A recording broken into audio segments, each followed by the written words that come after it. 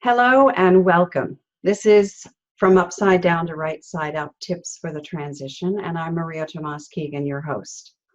This is my continuing series of conversations with strong, supportive women who have an inspiring story of transformation to tell, and they are brave enough to share it with us here.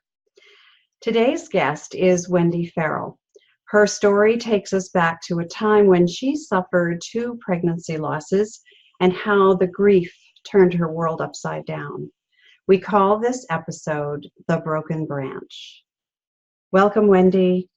It's nice to be with you.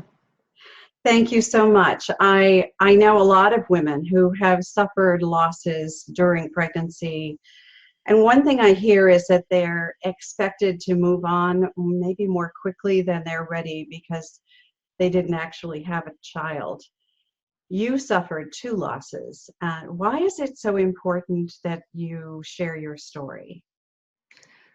For starters, I know that people who go through this feel very much alone. I was blessed to have a support group that was in the hospital where I experienced my first loss. And even though I didn't necessarily get involved with those people 365 days a year, just knowing you had people around you who could understand what you were going through. Because you walk into a social group, you talk to other people, and for them it's done. And like I said, nobody understands that your body, your brain is still dealing with the trauma you went through. Just like any delivery, if you have a later loss, and even if you have an early miscarriage, you often have 6 to 8 weeks of physical recovery time, a constant physical manifestation that you used to be pregnant. And that doesn't end. So tell us what happened and what memories are most vivid for you now. Well, the first one, I got to 17 weeks of pregnancy and we discovered that the baby did not have kidneys and could not live. And it would most likely at some point spontaneously abort.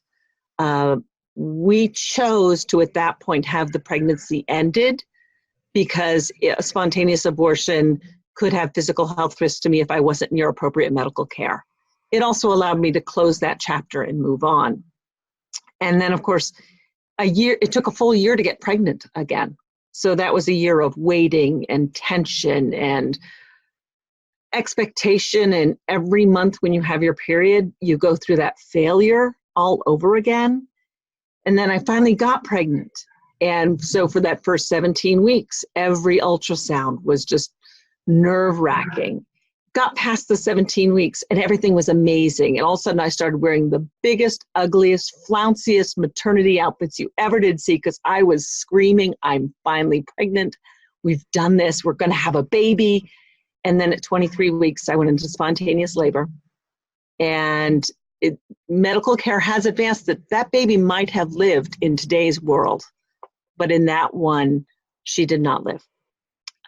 So we had a second loss. And of course, that one was even more profound because of compounding. And I had screamed from the mountaintops, I'm pregnant. And it took me that was August. It took me another 6 months to get pregnant again. So over the course of 4 years, I was pregnant almost half of those 2 years to finally have a baby. That was a lot. Yeah, I can hear that. And the good news part of this story is that you did get pregnant again. And this third one was a full-term baby, right? She's a full-term baby. She is a beautiful 23-year-old college graduate now. So I'm for the first few years, I did count her fingers and toes many times, but we don't do that anymore. They are firmly implanted. They're yes, not they are. That is such a good news ending for this story. I know that there are uh, so many reasons to grieve loss. There are so many kinds of loss that we all grieve, and you've touched on a couple of the emotions that you felt during that time. I would love if you would take a bit of a deeper dive into Okay. that emotional journey in our next segment, if you would. I believe that although everyone's stories may not be exactly the same, where we resonate with story is through the emotional journey. So if we could take that deeper dive in the next segment, I would really love it. So we will be right back for this next part of my conversation with Wendy Farrell.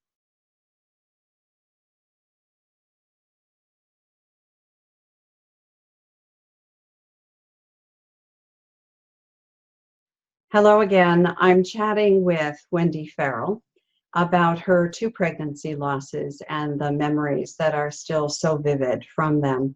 We call this episode The Broken Branch.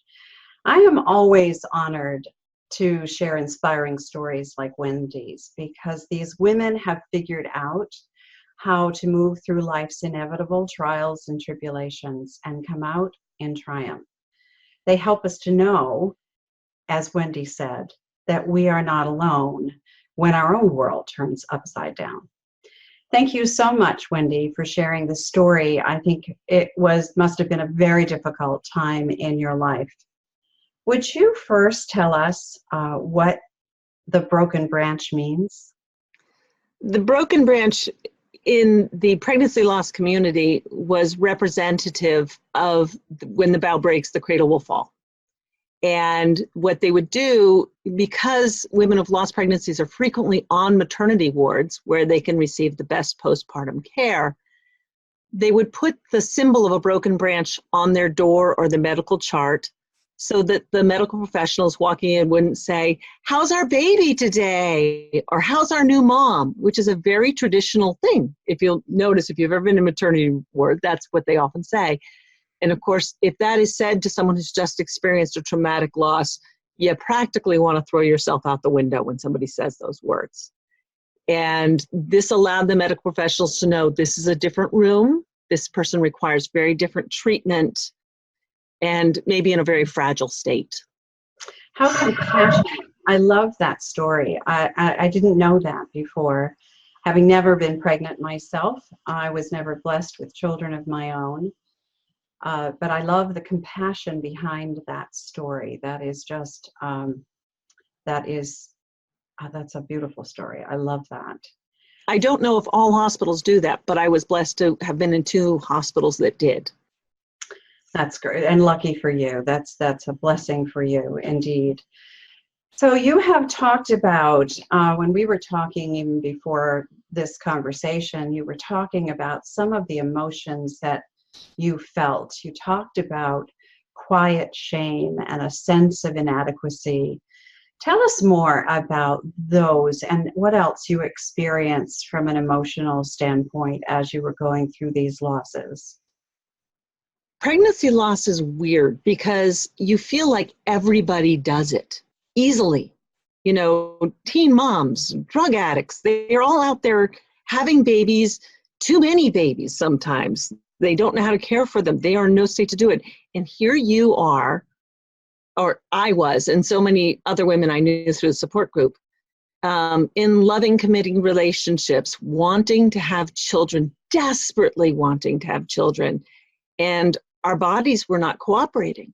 And you feel like a failure.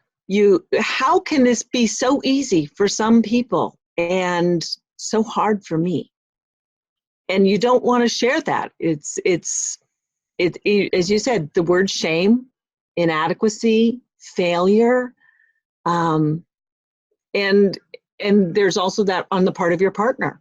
You know, is it something he's doing? Male virility is just as tied up in that. So you get that conflict with your spouse too, or your mate, whatever it might be. And it's just heartbreaking because you feel alone in this shame. And you shouldn't, because it's remarkably common. And as I started sharing my pain, so many women who I'd known for some time would say, oh yes, I went through this too. But it was like a quiet sisterhood. It was a little tapping that let you know they were there too. It's a very difficult thing to deal with.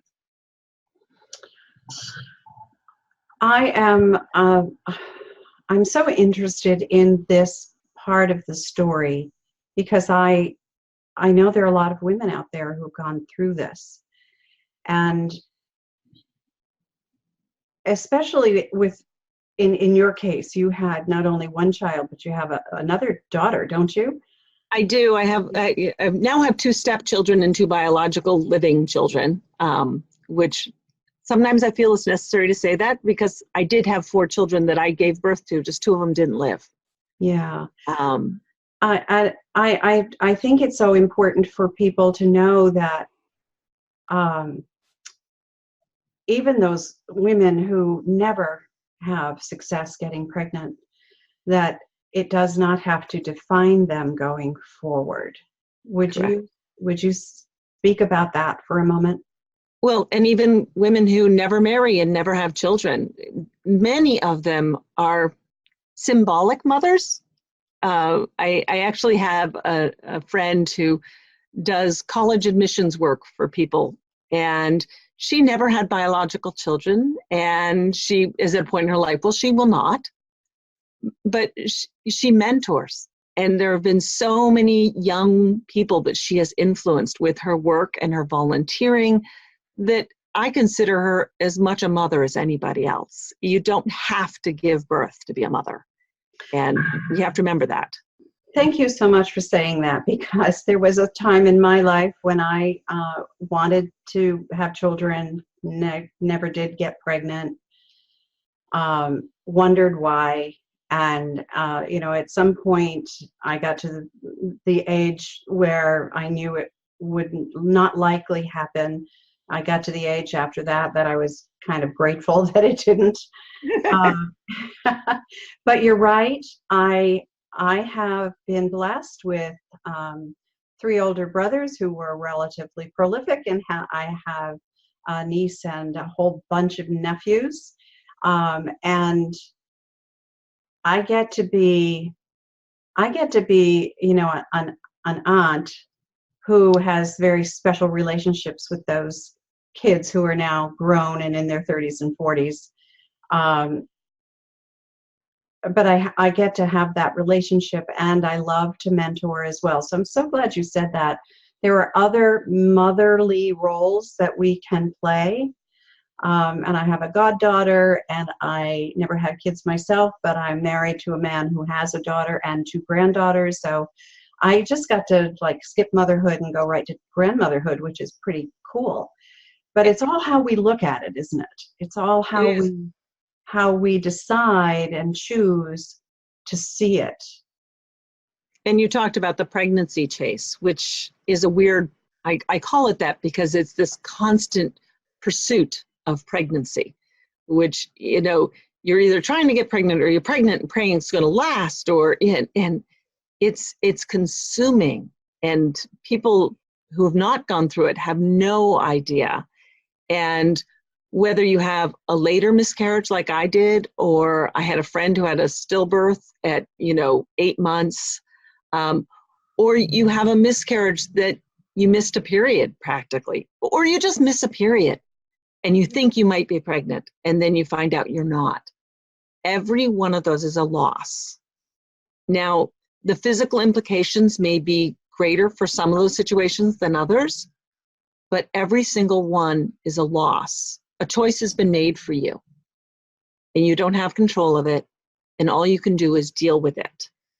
And, every month I had a period that I wanted to be pregnant was another loss, another betrayal of my body, another nobody knew why I was so incredibly moody and bitchy. And it was horrible. Yeah, I'm so glad again that you're sharing that piece of it, because I know I know that other women are going to resonate with that and understand that they're not alone. Number one, it is what I say all the time, that you need to know you're not alone, that there are others of us out here who have been through something similar and have gotten to the other side of it, and we are willing to share what we've learned. So that's a beautiful segue to our next segment, which is for you to share with us what you've learned on this journey that carved a path for you, so that you can help others with this story. So I am so delighted that you will share some of that wisdom with us on our next segment.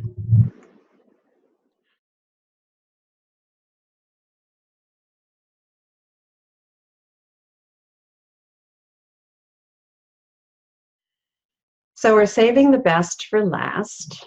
We're going to share some wisdom with you now, which is why we call this show Tips for the Transition. Wendy is an eclectic and creative soul, and if you've noticed her background today, you can see that she's sitting in her creative space. She has a long-standing love affair with theater. She worked as a photojournalist for the U.S. Army and created a company called Wonder Wendy and Friends. So very eclectic. Women like Wendy are role models for the rest of us when it comes to learning to build. Wendy, I'm so grateful you came here today to share your story about pregnancy loss. I am certain there are women watching who have felt that quiet shame and held themselves back from talking about it. And I think you've opened a door for that conversation to start. So I want to thank you for that. And I'm sure you have learned some lessons along the way that you have applied to your own life since those losses that have helped you, and I'm sure have helped others. So would you share some of those nuggets of wisdom with us? Well, boiling it down to just a few minutes could be a challenge. One interesting one that actually came up this morning, I was talking to my youngest about coping with stress and how I work things out during the night. So I often wake up with solutions to problems. And it actually came out of the time when I had experienced the pregnancy loss. I was being tormented by nightmares. Nightmares about loss. Most often than not, it was a dream of, or a nightmare of a fire consuming everything I own. And I was desperately trying to save the dog. It was just me and the dog for whatever reason. And I think he was the one living object I had to care for at that point. My husband was in the Army, frequently deployed. I was frequently alone. So saving that dog was emblematic for me of my pregnancy losses and everything else. So instead of letting the nightmares continue to get worse, during the daytime, I would work out fire safety plans, as crazy as that sounds, and figure out how the dog and I would get out and be safe. And slowly but surely, the dreams evolved because they kept giving me new challenges, but my solutions also evolved. And after a short period of time, the nightmare stopped happening because I was working on solutions while I was waking. And somehow over the last time since that happened, it's evolved now that I actually work out solutions while I'm sleeping and frequently wake up with answers. So that problem solving that came out of such a horrible place has actually turned into a valuable tool for my life. That is so interesting to me. It's like preparing yourself, isn't it? It's understanding what the challenge is, whatever it is, and preparing for how to solve it in case it happens. So that is a wonderful tool. I love to call these tools in your treasure chest. that you can pull out. And I love that you were teaching your daughter how that happened for you, so that she can adapt that technique so that it suits her as she is growing up into her 20s now. As we talk to, well, as younger people, we look at our role models and say, oh my gosh, you're so amazing. You do this, that, and the other thing. Guess what? I couldn't do this when I was your age. Learn from how I got there, not who I am now. And think how amazing you can be in 30 years if you learn from what I learned. Oh, I can remember my father saying, learn from my mistakes so you don't make your own. It never works out that way. I think we have to learn from our own mistakes. But I do think you're right that role models can teach us something that we want to emulate. So we'll find our own way to do it or to be like that, a way that feels right to us. But having those role models is so important. I love Yes. that tip. I think that's a great one. What else do you have for us? Be gentle on people who have gone through loss, because not everybody's been through this. And the worst thing that happens is, well, not the worst thing. Obviously, the worst thing is the loss. But the secondary waves come when people don't know what to say to you. And I remember walking into one social gathering shortly after probably the second loss, because by then it was so much bigger and so much more public. And it was this convivial, loud social gathering outdoors. And people literally saw me approaching from the car. And I felt the gathering grow quiet because nobody knew what to say to me. And that in and of itself, I needed love and laughter and support. And to be greeted like the Grim Reaper was awful. And so, yes, be sensitive to what that person needs, but also listen, ask them what they need. Just give them a hug. Ask if they need a hug. There's so much to be learned from the person, and don't assume. Those are such wise words. Be compassionate for, and any kind of loss, right? Be compassionate for the loss. I love that you said ask them if they need a hug. I think also it's important, you said what you needed was to be among, laughter and fun and to be, to feel a part of that. I think also when we share what we need, being the one who experienced the loss, when we share with others what we need and let them know it's okay, I'm okay, and I'm here because I need to participate in this laughter. Mm-hmm. And I think that gives them permission, right? It's okay that you guys are happy and having a good time. I just want to participate in that. And the only caveat I put on that is too often we ask the mourner to put us at ease. And I found occasionally I've done that. I'm guilty. I'm a pleaser. Yeah. So somebody says, "Oh, this is so awful," and I turn and look at them and I say, "Oh no, it's okay." No, it's not okay. And why am I comforting you? I'm in pain, and it's okay that you're uncomfortable, but what I'm going through is not okay. It's a weird thing that many of us make the person approaching us try and make them feel more comfortable, and it puts more burden on the mourner. Yeah, and I wasn't meaning that we should look to the mourner to ease our discomfort. What I meant by that was that when we are the mourner and we need something by walking into, I mean, you went out to that social gathering for a purpose for yourself. So letting them know that you're there for this reason. So just go ahead and keep doing what you were doing, because Right. that's what I need to participate in. That just gives them permission to not Exactly. to not walk on eggshells around you, because that's not what you need. No, Does that make sense? that makes perfect sense. I just, that the whole okay thing, like, it gets so Yeah, awkward. yeah, yeah, yeah. No, I hear you.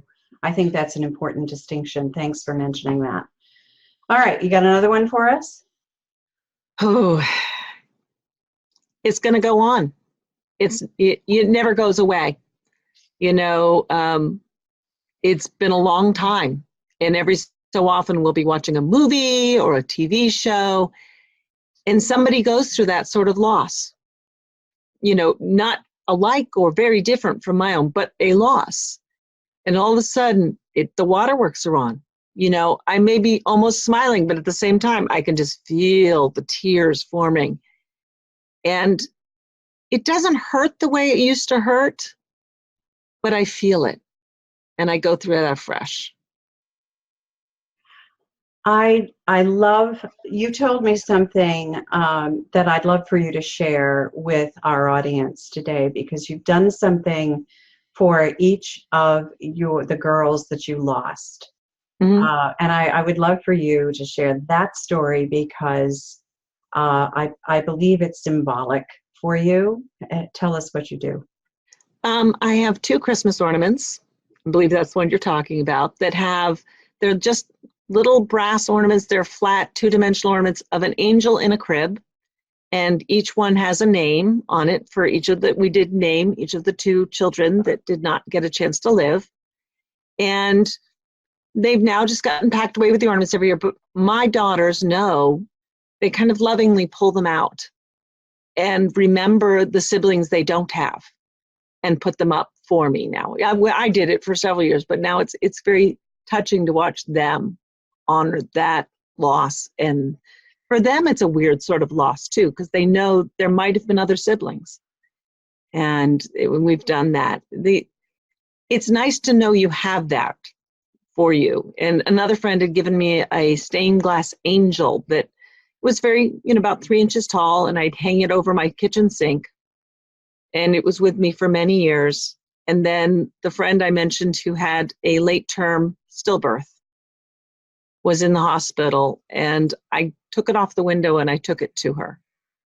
And I said, "You will always remember this child." And she has since had a few children of her own, and her life has gone on. But she will always have that angel to remember that baby. I think that is so precious, that you have not forgotten, right? You have moved on for sure. You've had 2 beautiful daughters. You remarried into, to a man who had 2 other children, so you've got 4 children. So you have definitely moved on. Yet there is a tribute. I believe when we have losses that are so significant, that one of the ways we can ease the pain is by creating some kind of tribute for those we've lost. So I have done this in my life. I have planted trees for both my parents, and I've moved 3 times since my mom died. And I have planted a new tree in my yard in honor of my mom. And then when my father died, I planted a tree in his honor. They're in my backyard, and they are with me always. And I a little hesitant to admit this, because somebody's going to think I'm crazy, but I talk to them.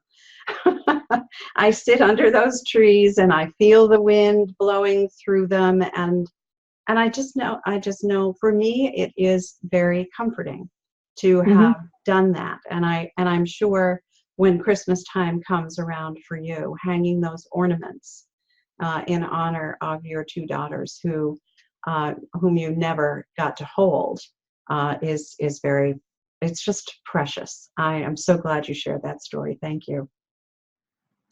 All right. I think those are all great tips that hopefully women who are watching, who are going through something like this, and that they can see that there is light at the end of the tunnel. And I'm sure it's very comforting to them that you're willing to open the door and share your story. So Wendy, thank you. Thank you so much for being here with us today. Thank you for letting me share my story. And for those who would like to maybe hear more about you and your story, how can they connect with you directly? What's the best way? On Facebook, Wonder Wendy and Friends is a public Facebook page that they can very easily find me through that page. That's probably the easiest way. Okay, perfect. That's wonderful. So I want to thank you again, Wendy, for sure. I feel blessed that you were here to share this story today. And I'd like to thank everyone for watching and for being a part of our community. This series of conversations with women is inspired by my latest book, Upside Down to Right Side Up, Turning Transition into Triumph. My book, the articles I write, and these conversations are intended to share stories from the heart and life strategies that can help others. As I've said, many of us have gone through similar experiences, and we are here to support you.